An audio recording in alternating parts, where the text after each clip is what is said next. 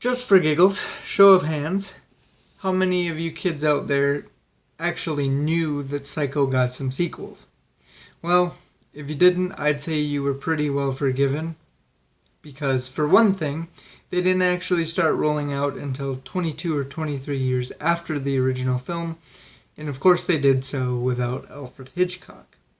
Now, I initially became aware of their existence because still to this day on one of their various movie shelves, my grandparents actually have one of those big, thick, Titanic-style VHS combo packs of Psycho 2 and Psycho 3. I'd never watched them before, but I remember how strange to me it seemed that Psycho even had sequels. I don't think I can tell you the exact point in time that I sat down to watch the original Psycho all the way through for the first time. But even as a kid all the way back then, I could tell you how it ended. You know, I knew that Norman Bates was sick. I knew he was a murderer, and I knew he ended up in prison or whatever.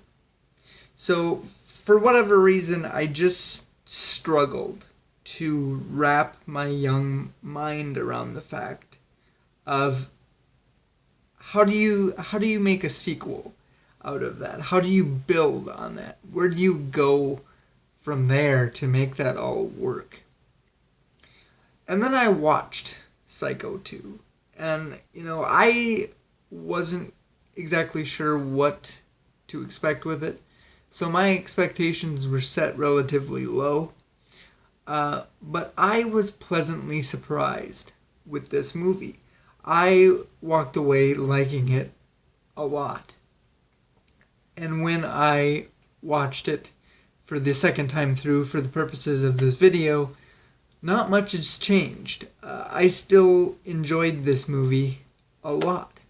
And for a sequel, as far as I'm concerned, I think it does a lot of things well. I think it does a lot of things correctly. It opens up with a black and white recap of the infamous murder scene before transitioning into what was then present day and in color.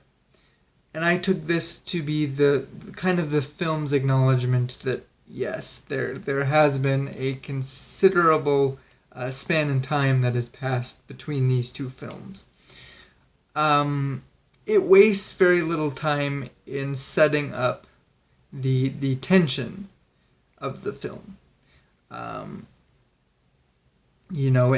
really making sure that you are uncomfortable with the fact that Norman Bates is now roaming free.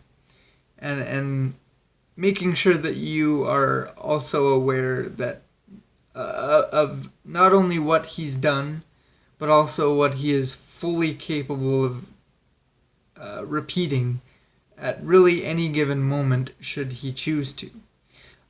It follows much of the same, if not similar, story beats, where he comes across a downtrodden young lady who he invites to stay with him in the motel, which, of course, Mother is not going to like. And this is all used to build up to the major plot twist in the narrative that sees the young lady in question actually be the niece of the original victim, Marion Crane, and she and her mother have concocted this plan to convince Norman that he has started to slip mentally. And they're doing this to prove that he should not have been released into the general public and should be recommitted to the institution. And what I really like is that as this narrative is unfolding, we really get to see kind of multiple angles to the Norman Bates character in three major phases, I would say. Initially this isn't the same guy that we knew before, right? This isn't the Norman Bates that is desperately trying to protect his secret. Instead, this is a man who has paid for his crimes and is just trying to maintain some semblance of a normal life, or the life that he knew before, while doing the best he can to overcome the stigma of the reputation that he has in this community. And then we get into phase 2, which is, as he starts to slip and things start to go a little bit sideways, you really start to see this genuine sense of fear and dread seep out in him, because obviously he doesn't want that to happen. He is genuinely scared of,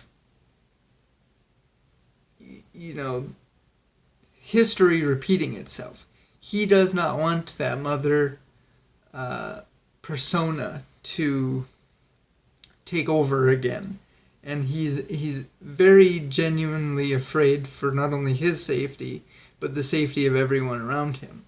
And then we get into the final phase of his character, the final act of the movie, where he is kind of fully unleashed, for lack of a better term. And I think, the only real negative I have to say about this movie comes in at the very end with the alternate mother stuff. Now, I am going to refrain from talking too much about it and talking too much about my opinions on that thing, because I want to save it more so for the next movie. But what I will say is, it doesn't initially bother me here, because it does come in at the tail end of things, just to kind of, it's just enough to kind of show you where we're going and what the trajectory of the franchise is from that point. But more so because this movie kind of uses it mostly as a vehicle to really show Norman's state of mind, right? They use it to really symbolize the fact that the Loomis women's dastardly plan has completely backfired, and now that not even they can control Norman at this point. But like I said, I really want to kind of save talking about that and my opinion of it at length for the next video. So if you're at all interested in hearing what I have to say about Psycho 3 and that little piece of narrative development, definitely come back to check that one out. It will be up as soon as it possibly can be. And I hope you enjoyed this one and come back for the next one. Until then, guys, we'll see you later.